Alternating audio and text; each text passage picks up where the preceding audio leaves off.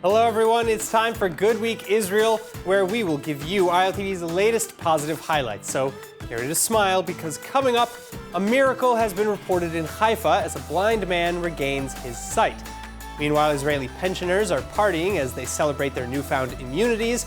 And stay tuned, because we will learn the secret ingredient of love. All right, to begin, Israeli chef Asaf Granit accepting his first Michelin star for his Shaboul restaurant in Paris. The Michelin star guide praising Shaboul for featuring Granit's creative cuisine and, quote, trademark feature of an unbridled atmosphere with rough and ready decoration. As for Granit, the chef who co-owns a number of international restaurants says that he's overwhelmed by the announcement, adding that for him, the greatest thing here is that 4 Israeli partners from Jerusalem decided to open a restaurant in Paris and did it with their own money and their vision. But finally, when asked about the future, Granit explains that there's nothing left to do but get focused on getting the second star. Now, if you needed a reason to be excited for the summer, this is it. Pizza Hut Israel announcing that it will begin a trial for pizza delivery drones. The restaurant chain will have drones delivering several orders together to landing zones, where drivers will then be able to pick them up and then bring them to individual customers. The landing zones will be approved by the government and located in spaces such as parking lots. And according to a report in the Wall Street Journal, the trial is set to begin in June. In other news, a decade of blindness miraculously reversed in Haifa in a first-of-its-kind success story. When 78-year-old Haifa resident Jamal Fouani lost his sight to edema 10 years ago, he became just one of the 30 million others worldwide who report as legally blind each year. But unlike the millions of others, Jamal is now the first patient on Earth to ever successfully regain his vision with a completely synthetic cornea, courtesy of Israeli company Kornit. Until now, corneal transplants have been rare and risky operations, with an estimated 1 donor cornea available for every 70 people who needed it. That makes for roughly 55% of the world's population that has no accessibility to corneal tissue, as there are too few doctors trained in corneal transplants, which take 2 years just to learn, and also since even if you have a cornea harvested, doctors have just 1 week to implant it. Kornit technology, on the other hand, has a shelf life of up to 2 years. And since getting approval over the summer to begin human trials, Kornit is now officially on its way towards completing a multinational trial and becoming the leading global provider for corneal tissue. As for Jamal, he's just one of 10 people approved for a trial with Kornit's implants at the Rabin Medical Center, with 2 additional sites in Canada planned to open later this month, and 6 other sites at different stages of approval across the US, France, and the Netherlands. The trials are set to include blind patients who are not suitable candidates for or who have failed 1 or more corneal transplantations. Now, Israeli pensioners flush with new anti-COVID antibodies celebrate their newly regained freedom. Take a look.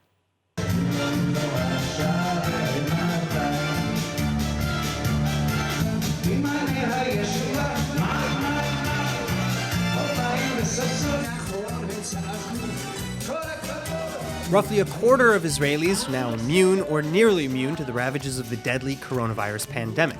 And with most of the inoculated coming from the elderly community, pensioner parties like this one are thankfully becoming more and more common every day. It's so great. Thank goodness we get the second vaccine today.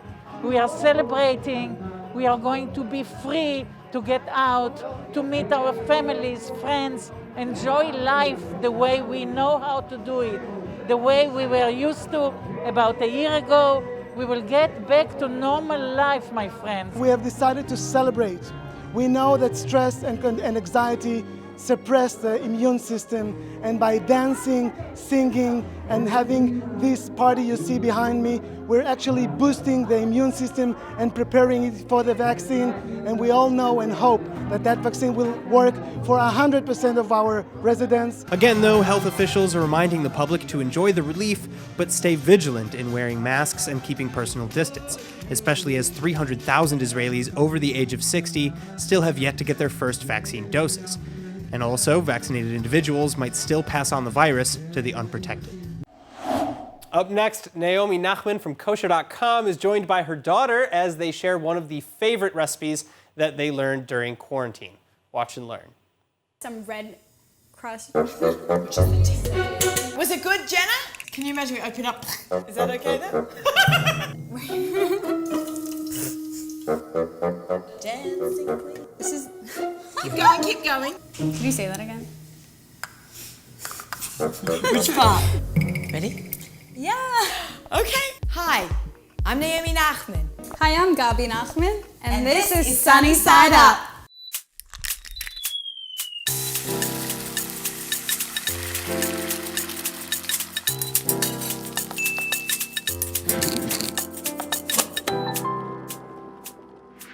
Hi, I'm so excited to have my guest today, my very own daughter, Gabi Nachman. Yay, I'm so excited to be here. Gabi, it's so fun to do a video together. I'm so happy you're doing this with me. So, a little bit of a background. Gabi and I, during quarantine, became obsessed with this cookbook and blog by Alana Horowitz. She's so talented and she loves Italian cooking. It's gonna make you wanna jump on a plane, go straight to Tuscanini, and pick your own Tuscany. Tuscany. With Tuscany. Today, we're just gonna do it in our kitchen in New York, and it's still gonna be amazing. Okay, I can't wait. All right, let's show them what our first step is. Firstly, put on your gloves. Okay. And then get ready to squish your whole peeled tomatoes. Or what do we say in our house? Tomatoes. Okay. But be careful of the splattering. Okay. Ooh, Did I already splatter you? Sorry, Gabs. you're good. This is like a crucial step. You don't want to just use canned marinara sauces because creating your own sauce is key to the recipe and it brings so much flavor into the sauce. Okay, I love when we make things from scratch. So we got a medium flame with our olive oil sizzling away, and now we're gonna add in our whole peeled garlic. Gabi, why do we add whole garlic?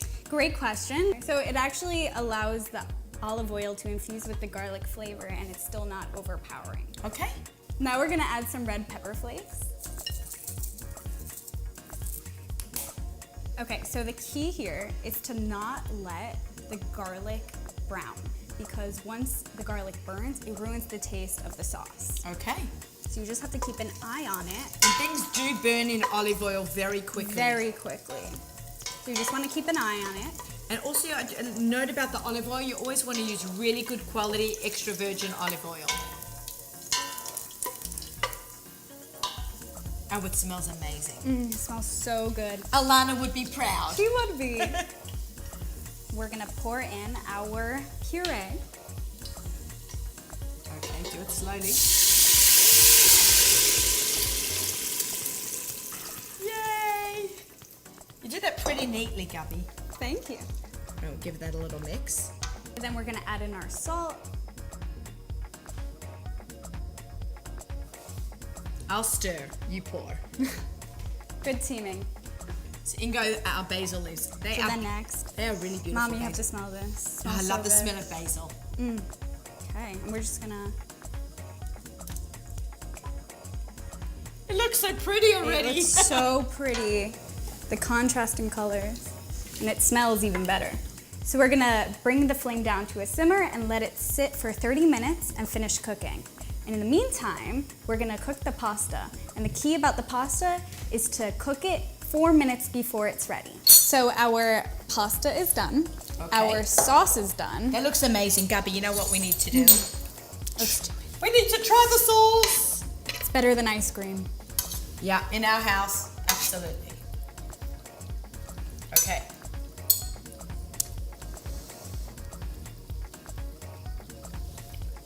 That is so good. Yum. You see how that garlic, that whole garlic, it really gives that extra layer of flavor. And it's not overpowering. We are gonna take our hot pasta and we're Okay. gonna put it into the sauce. Yeah.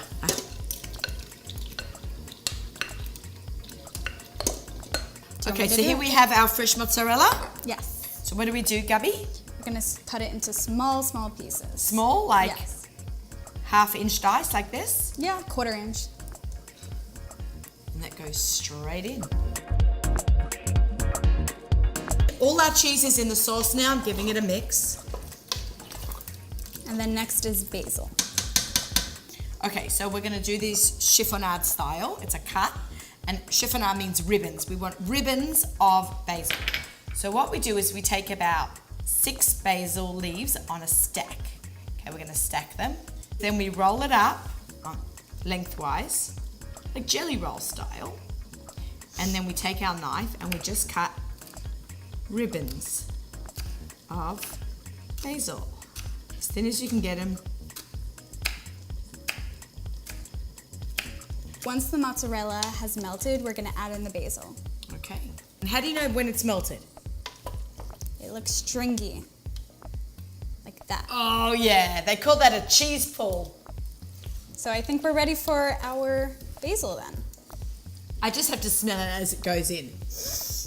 Mm-hmm. Very satisfying. Oh, so pretty. A little salt.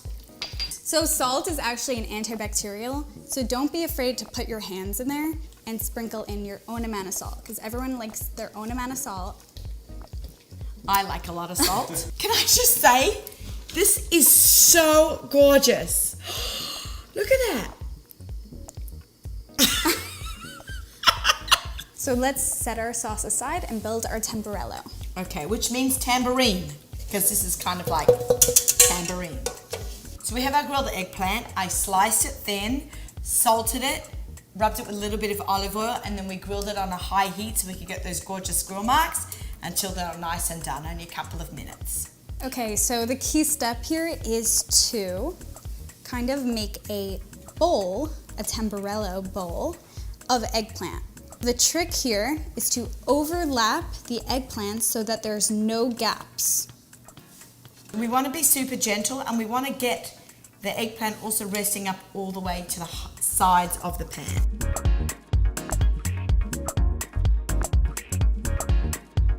And now when we get to the bottom, we fill in the bottom. Filling in the bottom. So now we're gonna add in our pasta. Oh, look at that! Oh, baby.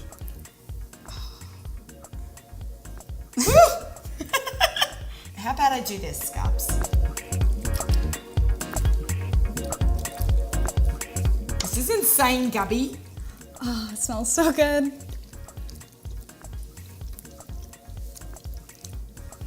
And use it all up. Yes, every last bit. We're gonna bring the overhang of the eggplant over to the pasta.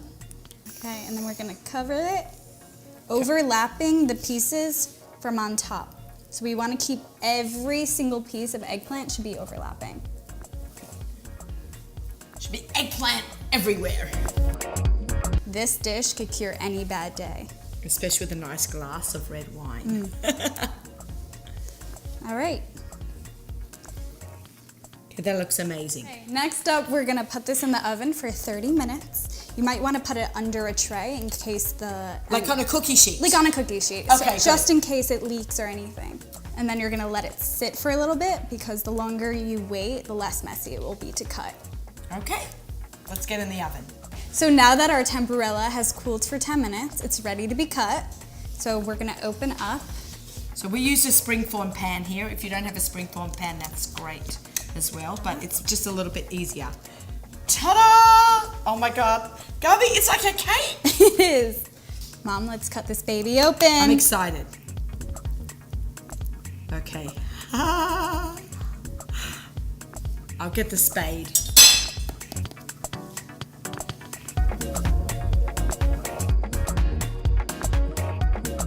You ready?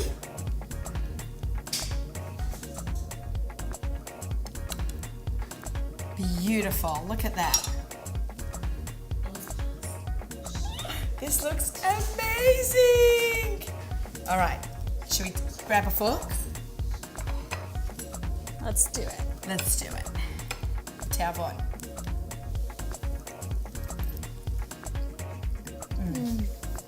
Good job. Mother-daughter. Check this out inside. Look how beautiful this looks. I love it. This is so delicious, Gabby. So yum. I'm so happy you found this book by Alana, and her recipe is delicious, and I'm really glad we got to make this together on Sunny Side Up. Me too. For recipes like this and more, go to kusha.com.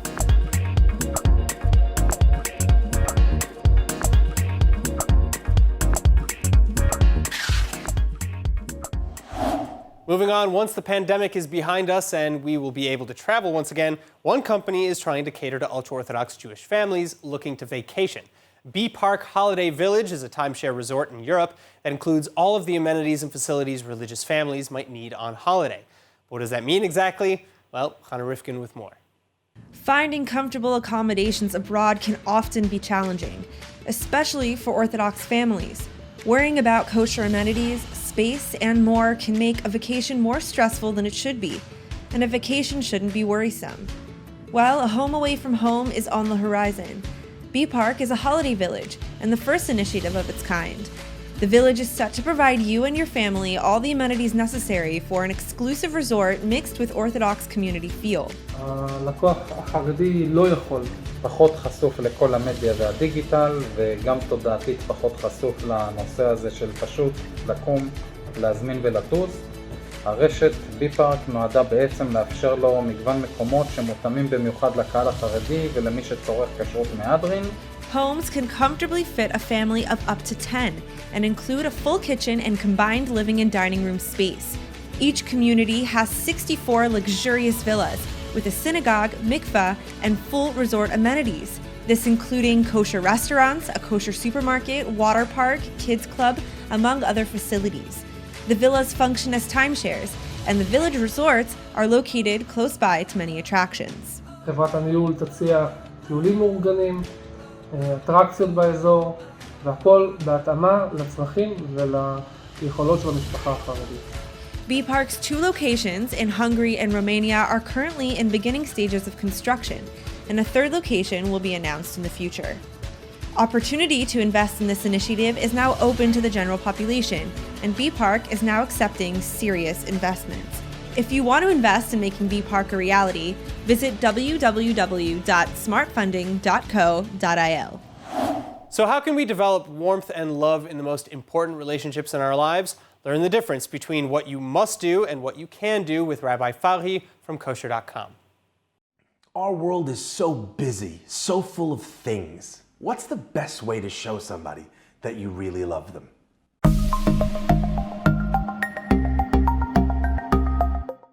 I had this crazy thought and I couldn't get it out of my head, so I thought I'd share it with you. The Torah describes the epic moment that the luchot or the tablets are given on Har Sinai, on Mount Sinai. It must have been awesome. The earth becomes uniformly silent and deeply still. And the Jewish people witness, through the booming thunder, the lightning, the raging fire, the billowing smoke, they witness Hashem himself, commanding them to be his partners in creation, to perpetuate his will in the world. What an unbelievable moment that must have been. Not one, not two, not a group, the entire people witness Hashem's presence. It's not some people telling others. It's a national revelation where everyone sees this great mission being handed from heaven to earth. Amidst this impressive scene, we're taught a very peculiar idea. The idea that Mount Sinai sprouted grass and flowers. It's interesting. On the holiday of Shavuot, every florist will tell you that they are inundated with orders from the Jewish community as we buy flowers to fill our homes and our synagogues to commemorate this fact. They think it's the Jewish version of Valentine's Day. But why in the world would this be something that we're drawing focus to? I'll bet you, with all that was going on around them, they didn't even notice the flowers. Why is that made such an important function and focus? The answer is one of the great prerequisites of love. You see, there's another famous mountain in Jewish history, other than Mount Sinai. It's called Har HaMoriah, Mount Moriah. It's the place where Abraham and Isaac went for the binding of Isaac.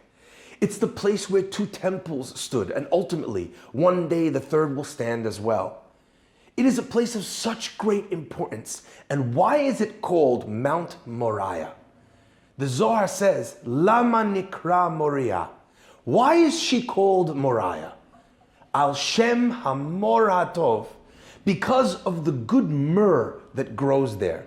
A sweet smelling plant. But why call such an important place and destination for the Jewish people something insignificant or inconsequential, naming it after a plant that grows there. Call her dedication, sacrifice, commitment, temple, a mountain by any other name would be just as sweet. Yes, William, yes. Love is communicated, not in grand gestures, not in dying for a cause. Love is most strongly felt in the constancy and in the consistency of its communication. It is felt in the things that maybe people don't even notice, the flowers that you bought or the perfume that you acquired on the way home from a business trip to illustrate that you were thinking of the people that you love, even if they're never used. We feel this most when it's missed, and we run our fingers over the empty space it used to occupy. It's the care or concern expressed when the person you love might even be too stressed to appreciate it. So many of us are looking for grand gestures, romantic moves to illustrate how deeply we feel for somebody else. But the truth is, that's not what comes across. The reason why it's called Har HaMoriah, named after Mount Moriah, is because he put myrrh there to make it smell sweet. He didn't need to, but he did it anyway. It's the same as Har Sinai. Why does God fill the mountain with grass and flowers? And the answer is that that's exactly the point. The things that aren't needed or necessary define what real love is. Because a waiter brings what you asked him for, and a lover brings everything they can. Not what they must do, but what they can do. This prerequisite is the secret to maintaining rich and loving relationships. Not to think of big things, but of tiny things. Things that illustrate to the person that you know them, and you know what they like, and you know what they need, and without asking you for it, you'll go ahead and take the step to provide something that will give them a sense of comfort and feeling cared for. What else can I do for the people that I love? Shabbat Shalom. All right, well, that's it for today's Good Week Israel. I hope that we've helped you start your week with a smile. I'm Aaron Porras. See you next week.